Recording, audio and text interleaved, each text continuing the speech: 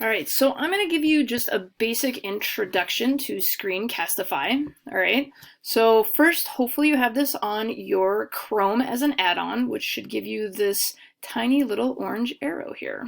When you click on that guy, all right, then you're going to get this option right here, okay? And it's going to say, here's your microphone. Do you want to embed your camera?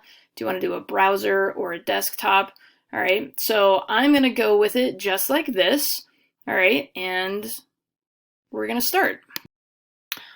All right, so now that you can see what it looks like, okay, I've got my camera down on the bottom right. You can always turn that off by going over here and saying, just joking, I don't want my picture on there, so that's always a good thing to remember. And then you have all of these other kind of options over here as well.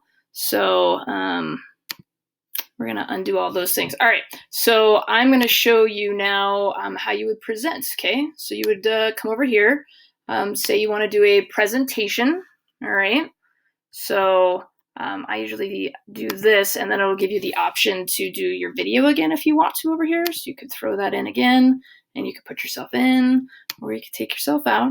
All right, and then now you have this whole section here, okay? So you can go through your normal presentation, all right, and you can say, oh, look, here is the pre-World War I map, okay, and then have your kids compare that and be like, whoa, can you see all of the new countries that developed? So you can give your presentation, all right, and then you're going to click this stop sharing, all right, and that's going to stop the recording. Once that's stopped, I'm going to go up here and show you really quick, okay, then it's going to go and drop into this My Recordings tab, and then you're going to be able to see all of your recordings everywhere. So as you can see here, here are a bunch of mine that I've done.